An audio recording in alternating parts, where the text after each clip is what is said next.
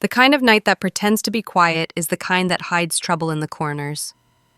My name is Alara Voss, I'm 29, and I manage operations for a small logistics firm in Portland, Oregon. If you ask my family, they'll say I'm the reliable one, the organized one, the person who makes messes disappear. It sounds kind until you realize it's a compliment people use when they're about to take something that isn't theirs. I was half asleep on my couch with the window cracked open to a wet winter draft, a dish towel still in my hand. The apartment hummed like a machine idling. Fridge, baseboard heater, the distant hiss of rain on the street.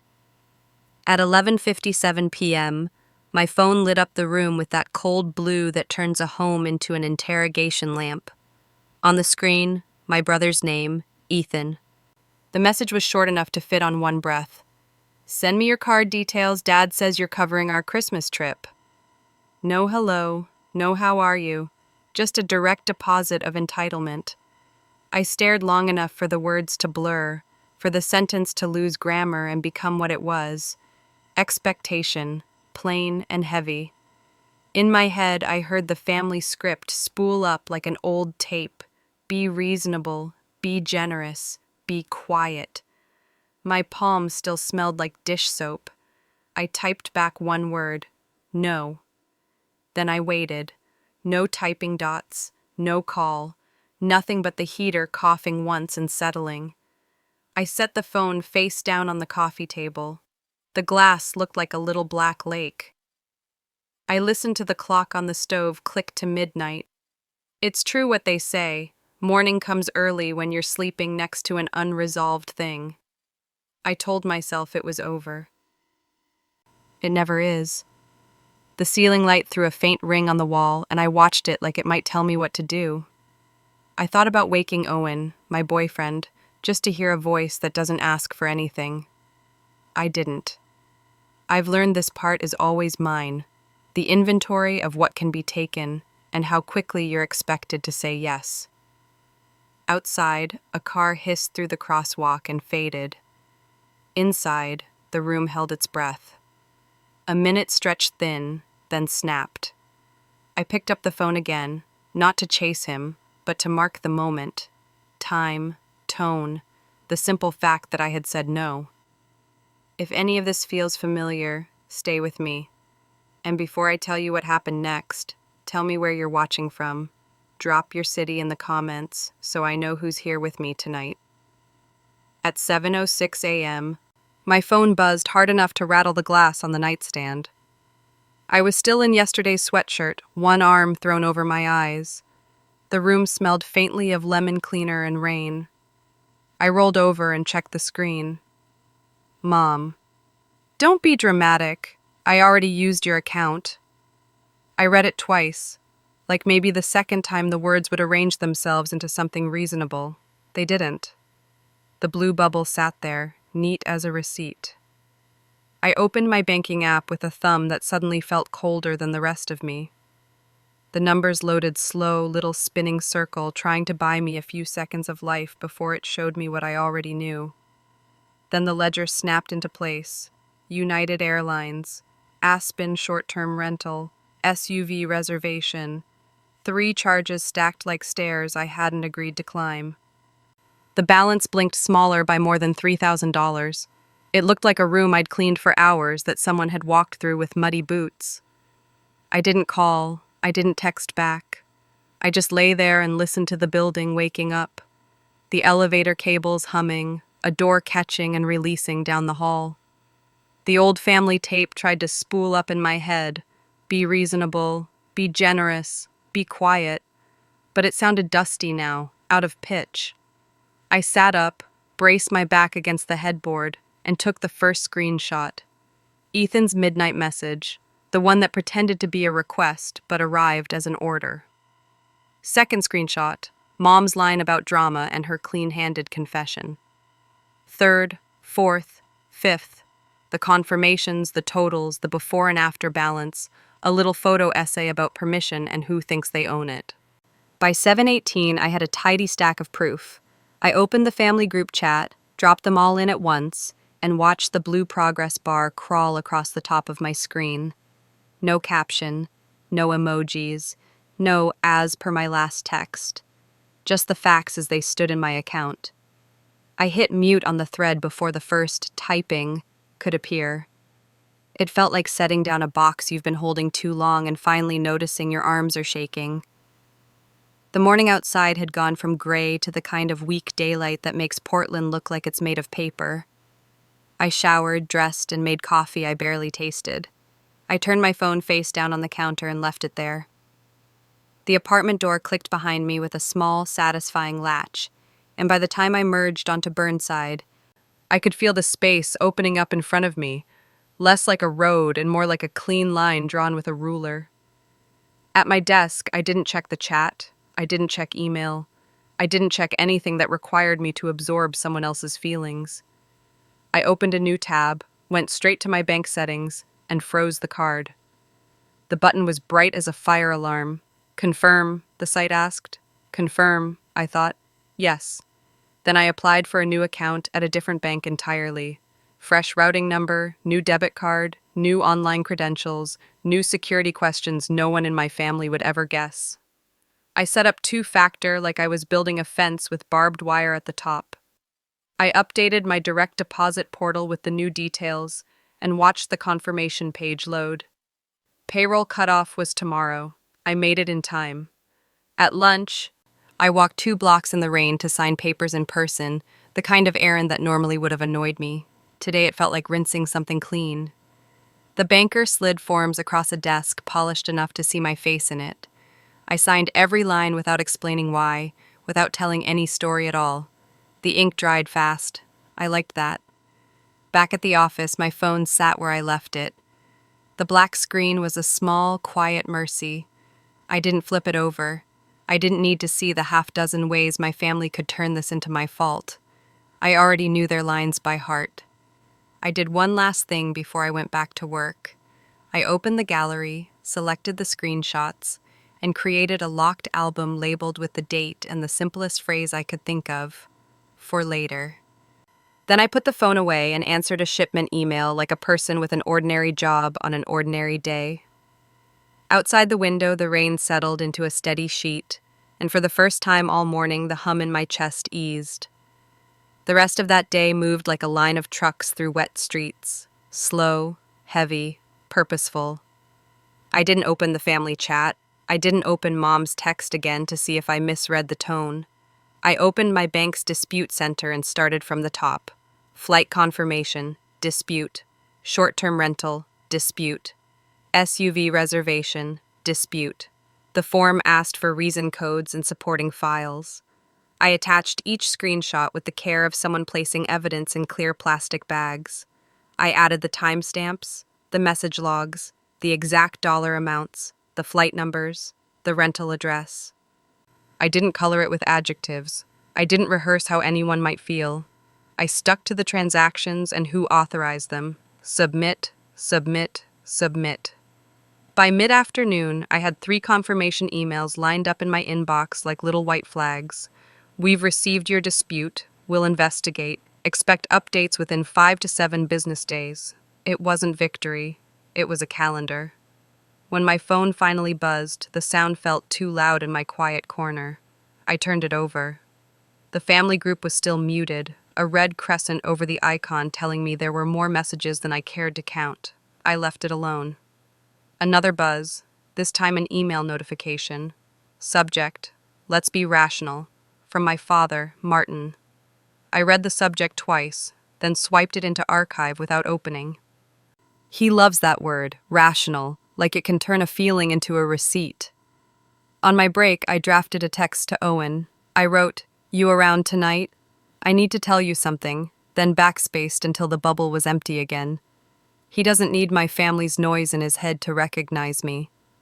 I set the phone down and watched a forklift on the loading dock back into a bay with one clean, practiced motion.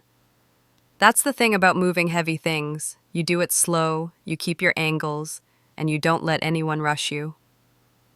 By 4, the rain had softened into a mist that turned the city to glass. I walked home under a hood and let the quiet in my ears teach my nerves a new rhythm. In the elevator, a neighbor asked how my week was going. Ordinary, I said, and surprised myself with how good it felt to say it. At home, I set water to boil and skimmed through my email. A new message had landed from the bank. We have provisionally credited your account for the disputed airline charge pending investigation. A minute later, another. Provisional credit for the rental, then the SUV.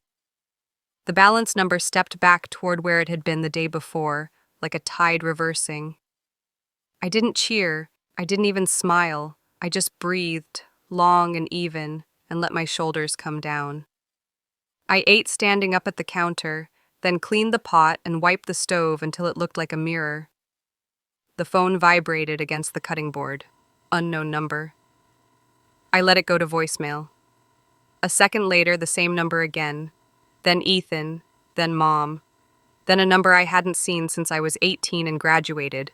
Aunt Denise, who'd always had a gift for showing up when there was gossip to carry. I flipped the phone over, screen down. Silence is hard to keep at first. It gets easier when you see what it keeps out. Before bed, I logged back into the dispute portal to upload one more document. A simple timeline, bullet points with times, no commentary. The site accepted it without complaint. I set a reminder for payroll to verify the first deposit into the new account. I changed the email associated with my rideshare, my utility bills, my streaming services. Every change felt like turning a key in a lock only I held. On the nightstand, the room light made a small halo against the wall. I thought of the word surrender and how it always gets paired with silence, as if quiet means giving in. That's not what this was. This was extradition, removing myself from a jurisdiction where the rules had never protected me. The heater clicked and settled. Somewhere in the building, laughter rose and fell, the easy kind that stays inside its lane. I got into bed and watched the blue of my phone pulse once and fade. Let them type. Let them stack reasons into a tower and call it love. I had my paper, my dates, my tracks covered. The next steps would come when they came, on systems and schedules that didn't need my adrenaline to run. I turned off the light and let the room go truly dark. Outside, rain whispered against the window. Inside, nothing demanded an answer. January 3rd began clear and sharp, a thin winter sun skating along the roofs. I woke before my alarm, the quiet in my chest finally matching the quiet in the room. Coffee, coat, keys. I rode the elevator down with a delivery guy and a golden retriever who looked like he understood schedules. The garage air had that sealed, concrete chill. I turned the corner toward my space and stopped. Empty. I blinked once, twice. My first thought was simple and wrong. I must have parked on 3, not 2. I walked the aisle again, reading the numbers like a quiz I should have studied for. My spot stayed blank, the oil stain on the concrete shaped like an old map with no country left. My phone buzzed in my hand. A message from Ethan, time-stamped 9:12 a.m. A photo first, his hand holding my spare key, the one I kept in a dish by the door. Behind it, my car in an open lot with a chain-link fence. Caption: "Since you skipped Christmas, I'm taking a drive." An old, tight heat crawled up my neck, the kind that makes your voice go flat even in your own head. I typed, "Bring it back today." I watched the screen. No dots. I added, "Before 9 p.m., nothing." I slipped the phone into my pocket like I was putting a knife back in a drawer I shouldn't have had to open. The day crawled. I worked because the work didn't ask for feelings. I tracked a pallet from Tacoma, answered a vendor about a misprinted label, signed for a rush courier who looked like he'd outrun the weather. Every hour I checked my messages and found more of the same. Silence, the kind that pretends to be patience. At 8:45, I texted again, "Where are you?" 9 o'clock turned to 9:15. The garage stayed a blank tooth in my mouth. At 2:03 a.m., the buzz knifed through my apartment. I was awake already, the kind of awake that has nothing to do with sleep. A photo filled the screen before the message loaded. My car hugged a light pole like it had tried to fold itself around it. The hood was bent into a hard V, windshield spooled into a spider web. Airbags hung open, slack and tired. The message: I'm fine, your car isn't. I didn't cry. I didn't yell. I put on sneakers without socks and grabbed my coat. Owen's car keys sat in a bowl where he'd left them for me before a job out of state, silver and ordinary. I drove through the wet black, street lights making everything look like a stage set for someone else's scene. The hospital's automatic doors parted like they were bored with the theatrics. ER Bay 12. Ethan sat propped up on a bed, hair matted in damp clumps, one arm in a cast, crackers from a vending machine balanced on his lap like a prize.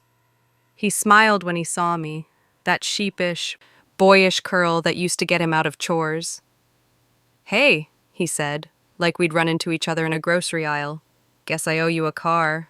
I stood at the edge of the curtain and counted to 10 because counting doesn't lie. "Why did you take my car?" I said. He shrugged with his good shoulder. "You weren't using it. I needed to clear my head. It's not like I meant to crash it." The words floated for a moment, soft as packing peanuts, meant to cushion a blow they didn't think counted. I stepped back. The hallway smelled like antiseptic and coffee burned down to tar. I made it 3 doors before I heard heels and my name. Ilara. Mom, breathless, coat half on, hair done the way she does it when she wants to look like an apology. "He's okay. That's what matters." Her voice was warm and round, practiced. "Boys do dumb things." "He made a mistake. Focus on the fact he's—" "No," I said. "Focus on the fact he stole from me. Again." Her mouth tightened, then softened, then reshaped itself into reason. "We're family. We can work this out." I felt a click inside me, like a lock finding the place it was made for. My voice came out level, almost quiet. "This isn't family. It's theft with a holiday theme." I didn't wait for her answer. I walked past the vending machines and the empty chairs and the TV hanging from the ceiling, selling a brand of mourning I've never been able to buy. The night air outside felt like glass on my lungs. I unlocked the car and sat with my hands on the wheel until my breathing matched the tick of the cooling engine. Then I drove home slow, like a person who knows what lines look like when you cross them and what it costs to find your way back. Morning sat on the city like a lid. I slept in pieces and woke with that dry taste you get after too much adrenaline. The first thing I did was make a list. Tow yard, police report, insurance claim, photos. Lists don't argue. They just wait to be checked off. The tow yard was off a frontage road that always smells like wet rubber. A man in a safety vest led me through a forest of wrecks to mine. Up close, it looked smaller, as if the metal had decided it was tired of holding shape. The hood was folded in a hard crease, the headlights spidered white, the grille packed with bits of pole paint. I took photos from every angle, then close-ups of the VIN, the odometer, the airbags, the skid marks stamped in grit. I touched the fender without meaning to. It was cold enough to sting. I signed the release for storage, wrote down the claim number, and asked them not to let anyone move it without my say-so. The man nodded like a doctor hearing a straightforward symptom. Next stop, a precinct desk that still used forms in triplicate. The officer behind glass had a voice like gravel and kindness tucked somewhere inside it. I gave the report number the hospital had noted, added my timeline and the text messages, and kept my throat steady when I said the words, "took my vehicle without permission." He asked if I wanted to press charges. I told him I wanted documentation. He gave me stamped copies, explained where to send them, and wished me a calmer week. I said thanks and meant it. At home, I called the insurance company from the kitchen counter because that's where decisions go in my apartment. I uploaded photos, uploaded the police report, the hospital timestamp, the text with the spare key, and the caption pretending to be a joke. The adjuster spoke with the firm politeness of someone taught to ride storms without getting wet. "We'll assign an appraiser," she said. "Expect contact in 48 hours. She asked who was driving. I said my brother. She asked if he had permission. I said he did not. She paused, a beat long enough to register, then said she'd notate the file. When the call ended, the silence in the room felt different, less like emptiness, more like space. I cleaned the counter, rinsed the cloth, and put it to dry as if closing a scene in a play. 2 days later, mail arrived in a stack thick enough to make the slot sigh. On top sat a tan manila folder with my name in my father's blocky letters. Under it, a smaller envelope with his handwriting again, thinner this time, careful. I took them to the table and opened the envelope first. A letter slid out on sturdy, off-white paper, typewritten.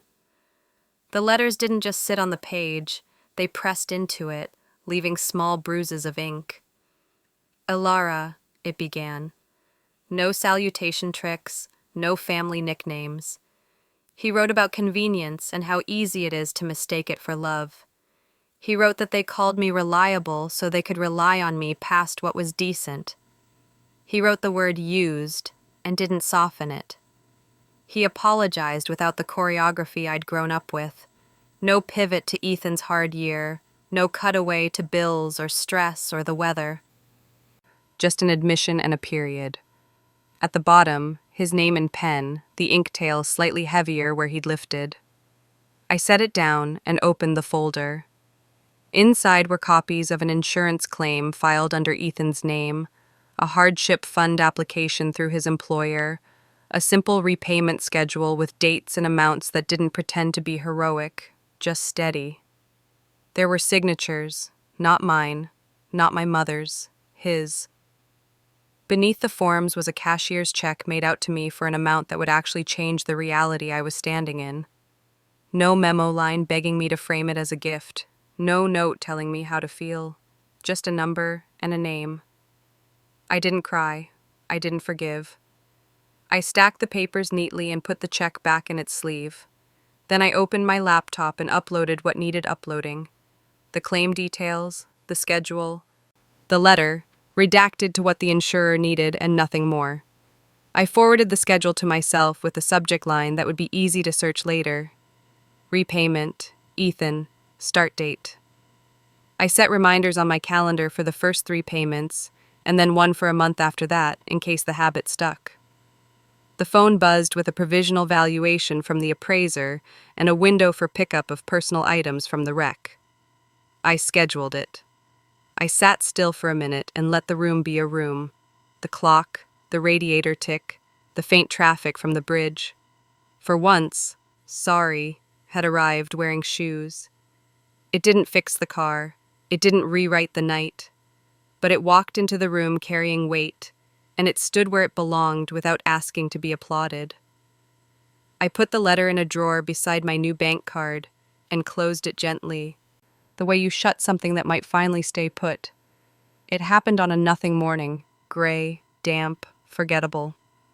I stopped at a gas station near the bridge, slid my new debit card into the reader, and watched the word decline bloom on the screen like a bruise. The clerk tried again, declined. I stepped back, opened my banking app, and felt my stomach drop into a cold place. 3 charges, same merchant, Pacific Shore Resort, $643.90, $648.99, $642.75. All made that morning, all under the name of Ethan's girlfriend. This account was weeks old. Only 2 people had the details, me and my mother. I walked out under the awning and dialed the number on the back of the card. Fraud department, recorded voice, hold music that sounded like it was trying to soothe a horse. When a human came on, I gave them the amounts, the timestamps, the name attached. "That's a known party to you?" the rep asked. "Unfortunately," I said. She flagged the transactions, froze the card, opened a case, and told me to expect follow-up emails. I hung up, called the resort, and asked for their billing office. I gave the same details, a cleaner version of my voice. The woman on the line said she'd escalate. I drove straight to my parents' house without telling myself to calm down. The doorbell rang into the same foyer where every holiday has been staged like a play. Mom opened the door in a robe soft enough to pass for innocence. "Oh, Elara," she said, surprised like a weather forecast pretending it hadn't seen the storm. "Did you share my new banking information?" Her eyes flickered, then settled into a practiced warmth. "I thought you'd updated it. I figured you'd want to do something nice for Ethan. He's been so stressed." "I've frozen the account," I said, filed a fraud report and contacted the resort. "If you cross another line like this, I'll press charges. I don't care if it ruins the family." The sentence sat between us like a pane of glass. She blinked, searching for the right key to the old lock. I stepped back. "This conversation is over." I turned and walked to the car with my hand steady on the keys, like they belonged to me again. It rained hard that night, a steady drum on the metal of the fire escape. I worked late, not to forget, just to put the hours somewhere useful. At 8:12, a text from Ethan, "Can I see you tomorrow? 5 minutes." I didn't answer. At 8:17, "Please, I need to fix this." Morning came with the smell of wet concrete. He was waiting outside my office doors, hoodie soaked through, sling dark with rain. He didn't try a smile. He handed me a thin folder. "I transferred 3,000 to your account," he said, voice low. "From me, not them. I'm done protecting Mom. I should have been done a long time ago." Inside was the receipt, clean and undeniable, and a note in the margin. No excuses, just better. He didn't wait for me to speak. He turned and walked back into the rain. 2 days after the rain, my phone lit with a text from my father. Just me, no agenda. He asked to meet at the park by the duck pond. The light was low and the air smelled like wet leaves.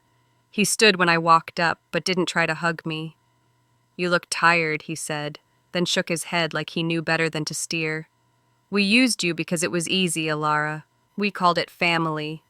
It was convenience." He reached into his coat and handed me a small envelope. "Vacation fund, yours, no guilt attached." I slid it into my pocket without opening it. He didn't ask for a response. For once, he let his words hold their own weight. That night I sat on my couch and told Owen everything, end to end. The account, the car, the hospital, the letter, the fraud, the line I'd drawn at my mother's door. He didn't interrupt. When I was done, he squeezed my hand.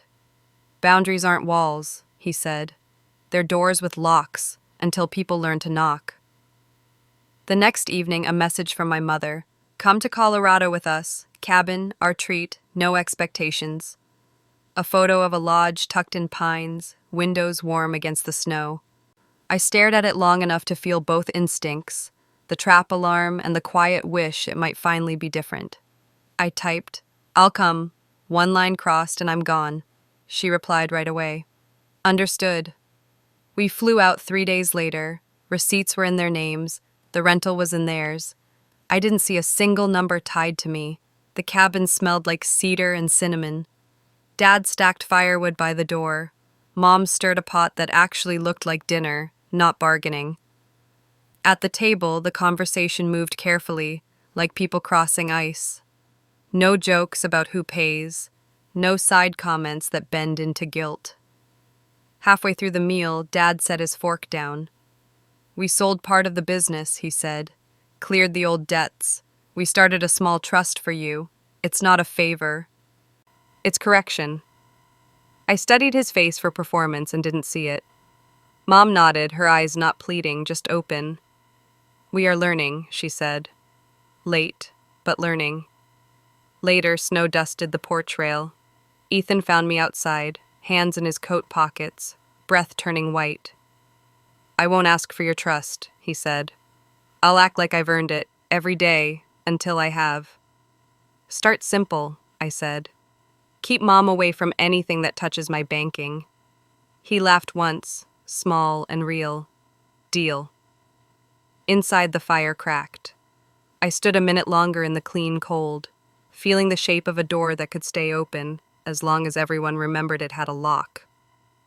We drove out of Colorado before sunrise, the highway a long gray ribbon between pines.